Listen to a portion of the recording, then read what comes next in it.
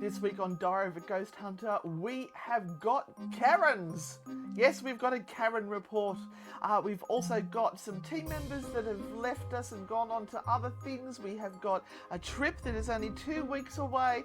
We've got workshops coming up and so much more to tell you. Don't go anywhere. Welcome to the Diary of a Ghost Hunter podcast with your frightfully good hosts and paranormal investigators, Anne and Renata. Join the chaos weekly as we tell you what has inspired us, what cases we're investigating, what is driving us round the twist, and the true horror of what goes on in the background of being a ghost hunter. This is a frightfully good production. Hey everyone, Renata Daniel here, and this chick. Hi, I'm Anne Rekovich, paranormal investigator. Wife, mother. And we have had a doozy of a week. Now, I think we may have spoken last week a little bit about an incident that happened the week before with some grumpy people that came on a tour. Well, it's okay because now we're grumpy. Because, that kind of upset us a bit. But that wasn't the end of the week. It got worse. Oh, that's right. No, it was about Grossman House. Oh, yes. And the window's being smashed. Yeah, the window being smashed and the group that really, didn't want to really be there and came and decided to go early because it wasn't exciting enough, and they didn't see a ghost. They were sarcastic and all of this sort of stuff. We've had a great week, just saying. But it kind of didn't really improve because we ended the week with a little bit of similar stuff in midweek. Well, midweek. Midweek. A few days later. And I think people have interesting expectations of what they believe they're going to get when they come on events or tours. And even though we try and say very clearly and distinctly that this may not happen or that may not happen or this is, the extent of what we can give you, I think that peeves them off right from the beginning because we actually tell them the truth. I'm just going to say there's some entitled dickheads out there.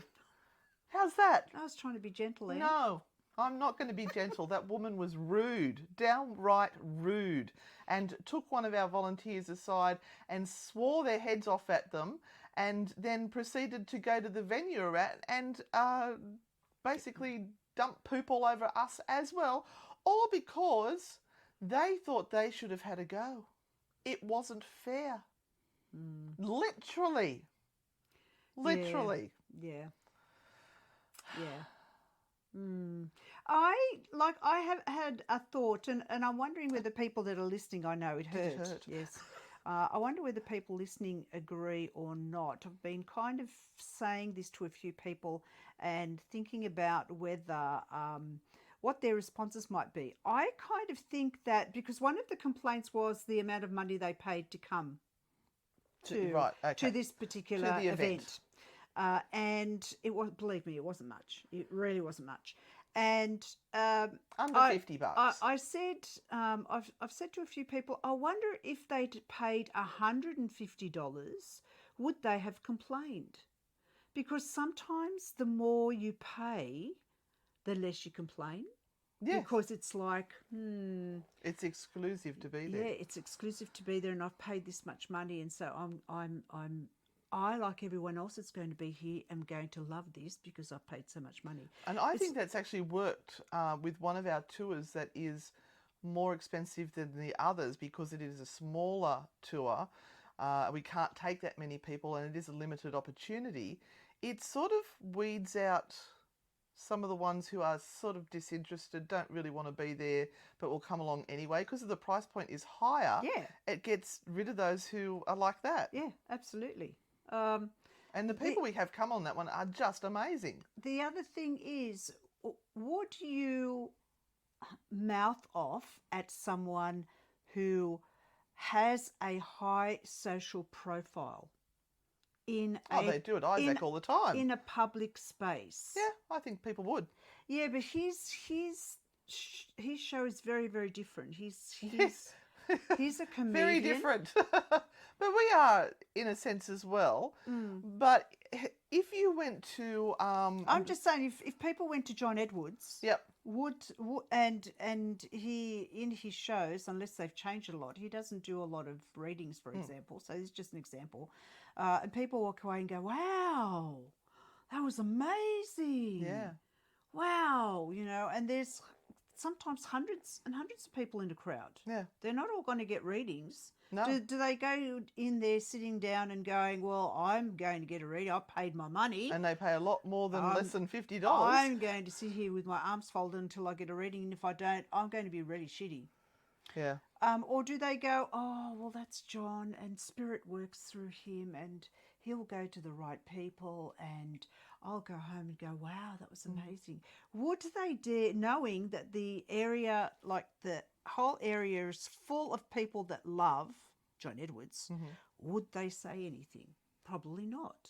I think there is still some entitled people out there, and they are far and few between. I think this is just it was our first one, really, in that sort of situation, and it's probably just the odds were up that we were going to get one.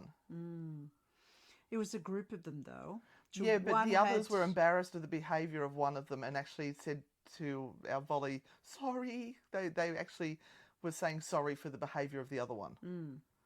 I didn't know that. Yeah.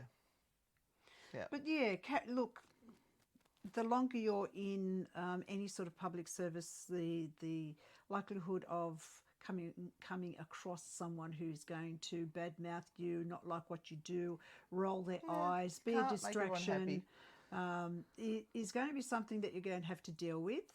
I know that it put a real damper on our night. We felt sorry and it was a hard crowd. Yeah. It was a really hard crowd to work. Interestingly, we had put the whole thing back by half an hour. We normally start it a bit earlier, and it seemed to attract a different type of person to the crowd that we normally get. And I actually think that has a lot to do with it as well. Because it's the people who are willing to stay out a bit later rather than the ones who will go, oh, well, I'll be home by 9 or be home by 9:30. They don't mind staying out till 11 o'clock at midweek. So, we've learned a lot. We changed one or two things as we were going, and we've now realised it's better to do it the other way. But nothing catastrophic that should have had that sort of reaction. No. There was still more than 50% of the audience got a reading. How can you justify that when you get like one or two readings with John Edwards and... Yeah. But we've this is just something that I guess if you are also working in a team, it's something worth talking about to what happens if you get someone on a tour that is disruptive and how do you handle them? What if they're being very cynical and rolling their eyes and disrupting the rest of the group? What do you do? It's a worthwhile discussion to have because that night will happen. That event will come around and not everyone is polite and is going to walk away and discuss it later. Some of them just feel that they are so important that they have to say it there in your face while everyone else is watching. And they don't need to swear their heads off at people who are there giving their time. If I had heard that, I would have got one of the staff members to escort that person out because you don't abuse staff like that. Yeah. All right, can we get on to something better? Absolutely. In 2 weeks, we're going away again to Germany and to Prague. Now, there will not be any Diary of a Ghost Hunter, so there will be one more after this one, hopefully, and then there will be a break for 3 or 4 weeks, and it's going to be like that for the rest of the year. We'll just do a couple here and there as we can get them in. Yeah. We'll probably have a bunch of stories to tell you from our trip, so hang on in there because the following couple of Diary of a Ghost Hunter episodes might be super interesting. Yes. If you hear the stories of the three of us having to share a room. Yeah, right. And we lost a few team members this week. We did. Then they've been with us for quite some time. A long time. We had many, many firsts with them. So we give a big shout out to Brooke and Chris and wish them all the best on the next stage of their journey. They're still going to come back and visit. We know they will. Yeah. But there's big opportunities coming their way. Absolutely, And and they've got to take it. Yep. they needed to free themselves up to go and do it. So we wish you all the best, guys. And thank you for being part of the team for so long. Absolutely. Thank you so much. Weddings and everything. We were there from the moment you met right through to the marriage and heading off to the sunset together. Yes. Possibly maybe have kind of maybe had our fingers in the connecting of those two, but never mind. Just maybe. Never mind. And we have a Ouija board workshop coming up when we come back from Germany. So in August. So keep an ear out for the date for that. The really great thing about it is it's going to be held at Maitland Jail. Yes. So you will be in an environment where there will be spooks and things around, so you'll be able to make a really good connection. And we will be talking about history, how to use the board properly, the fears and concerns. Yeah, fears and concerns, protection. whether they're relevant to what you're doing or not, how you can protect yourself, and more. And much more, plus hands-on. So it's going to be really, really good. And we thank Maitland Jail for being able to allow us to do that. There should be some more workshops coming up as the months go on. But we decided that the Ouija board one was going to be popular and that there will be people coming, hopefully. Yeah, we thought we might as well start with a controversial one. A controversial one before we go to anything else that's nicer with the empaths and the psychics and everything. No, let's go down the demon portal. Hell, we'll go the Ouija. So, yeah, keep an eye out in the jail for that. You will book through the jail for that. Yep. And that's August sometime. Yes. And we have a sleepover coming up too. We do have a sleepover coming up. And that's going to be in August as well. And that sleepover is going to be in a very special place. And this so time... gutted it by then. This time you're actually going to be sleeping. Yes. So bring your camp beds. Yeah, well, we'll have an area for those who want to sleep for the night and they've had enough. That would be Renata and I. And the rest of you will give you like areas where you can work in. If you want to keep working, that's fine. But there has to be a space for people that will want to sleep because they've got to drive the next day. Yep. So that will be coming up as well. That will be run through Maitland Jail as well. So again, you'll have to watch out for those tickets. We'll let you know in our posts on our socials that those events are up for sale. So keep an eye on that. We also have a few places left for Norfolk Island. So please do not forget. That's only 9 weeks away as well. I think we have one lady who's looking for someone to share with. Yes, we do. So if there's any other ladies out there that would like us, you don't share the bed with them, you share their room, and they're quite large rooms, so you won't be on top of each other, so to speak. Just message us on that one. But we're in winter now, and it's cold. We had a first on Saturday night where we ran 3 tours at the one time. And that... People go, oh yeah, why don't you run more tours? Well, the biggest problem is equipment. The equipment is expensive and you only have so many of each item. 4 REM pods is worth over $1,000. So when you split that between 3 different locations, then it starts to get a bit thin.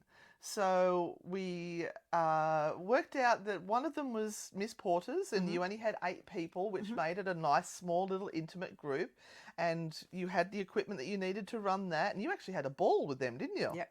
Had a good time. Many of them we know from other tours. They've come on the tours before and they had a great time. Then we had the residents and we also had a private at Maitland Jail, and you can do privates at Maitland Jail if you can get a group of 15 people together. So the private was a 16-year-old's birthday party, and they were right into it. They had the best time, and like we put people on the tour, and this is where when you're investigating as a team, you need to know where your team members' strengths lay, and put those who are experienced at working with children onto that tour, and they all have to have their working with children checks and give them the taste of the ghost hunting with that little bit of fear level in there, but also a bit of knowledge. So they're learning, and they had the best time. I did prank Renata. I'm very sorry, Renata. You did. I got you, You didn't cow. I? I got you. Because I was stressed out. I was doing a tour elsewhere in Newcastle. Miss This Borders, was the first time that we had split the group, and we had so many people away that, that's that what I was going to get to, we did not have people to fill all the places. Yeah. And you messaged me. Yeah, you messaged me with. I said, someone had. Do you know hurt why themselves. it worked? You know why it worked? Because there was an element of truth in there. When you've got an element of truth in the prank, it makes it very easy to believe. Because I said to her, Renata, I'm really sorry, but there is going to be a report that's going to be entered in because one of the kids was running down on B wing on that upper level where it's all uneven, and Steve was screaming at them to stop, and they slipped over and they've really badly hurt their ankle, and there's going to be paperwork involved. I'm really, really sorry. They're okay, but it's bad. And then I hung up the message, and then I messaged back straight away and went, just kidding. Because what it was is that the kids got up there and they started to get excited, and Steve pulled them up straight away and didn't let them run. So, sorry. But what I was going to get to is also we had some team members off sick. We're in winter. There is illness going around everywhere. And not only that, when we got to Friday morning, I think it was, we had 8 people booked on the residence. Mm-hmm. By the time we got to the tour on Saturday night, it had doubled. We got to 16. And initially just Jodie and I were going to run the tour, and we can do that up to about 12 people. And we had no spares, except for my husband, Roman. Now, Roman, thank goodness. Yeah, Roman used to run the tours with me at Q Station when we ran Paranormal Investigator there. So he's very experienced at running all this stuff. And he loves to talk, doesn't he? He does. Gets very scientific. Very nice. So we dug Roman out of retirement, and he was just going to come up with us. And then all of a sudden there was all these extra people that had bought tickets after we had checked. I think we ended up with about 4 more by the time we got to the opening. And we threw him into the second step, and he did a really good job. So thank you, Roman, for coming and helping us. So sometimes it is a real juggling act on trying to make all the pieces fit so this stuff works. We in Newcastle, we just can't do 3 tours continuously. We just don't have enough people, although you never know in the future what might happen. But but also we've got to balance it out where we don't have too many people, because if we have too many people, we can't keep them all happy, because paranormal investigation is like a drug. If you are into it, you want to fix. You want to fix every weekend. It doesn't matter that you're just walking people around or you're showing the same experiment 6 times over. You want to be there, and when you've got too many volunteers, you can't give them all their fix. Yeah. So we're just drug pushers of paranormal. Simple as that. Yeah. So it's finding that balance where we've got enough, and if we didn't have, I think there was 3 or 4 people sick off that night, we would have been fine. Yeah. So we can do it again. Yeah. Oh. All right, so that's it. What have we got coming up now, leading up to us leaving? We've got, we're all going together as a team to the Blues Brothers night at Maitland Jail on Friday night. So if you want to buy a ticket, come join us. We'll be there. Come hang out. Look up Maitland Jail Blues Brothers event, whatever that is. And then on Saturday night, we're off to Stroud. And there are still tickets left for that, I think, if you want to check Newcastle Ghost Tours website. We have a new website up, ghostgrannies.com, so you can check that out. If you want to support the work we're doing, you always buy me a cup of coffee, and Renata, if you do that and just chuck in $5, it buys us a cup of coffee and helps us out. Absolutely. And there's also the Grand Pooh Bars, the Patreons, who are our secret little community that get all the inside gossip. And I'm getting my hair done Monday week. I'll be ready for the trip. Bless you. My heart's We're counting down the days. Yeah, I've now emptied the bags, ready to repack the bags. I haven't got that far yet. Is your bag empty? Just take it. I'll just take the empty bag and pretend. Yeah. I'll just wear what I've got on and that's it. Can you bring clean knickers, please? Oh, okay. This is going to be interesting. We're going to be washing our knickers and hanging them out with Roman there. Oh, fabulous. Can't wait. Oh. All right, that brings us to the end. We've got a lot of recordings and things to do that we're trying to prepare for the being away again for 3 and a bit weeks. So we're leaving all of you guys with content. So follow what we're doing on Anne and Renata Frightfully Good YouTube. We'll do some lives there. We'll also do our lives for our Grand Poo bars when we're at locations. And yeah, thank you for being here. Thank you for sharing us around, and thank you for commenting and putting love hearts or stars or thumbs up and subscribing. Every single thing helps us move forwards in this field. So until then. Yeah, and thank you for making Diary of a Ghost Hunter so popular. Yeah. Thank you. Yeah, we're surprised. Why am I going for the mouse? I don't know. Oh, Which show am I on now? Everyone, stay frightfully good. See you on the dark side.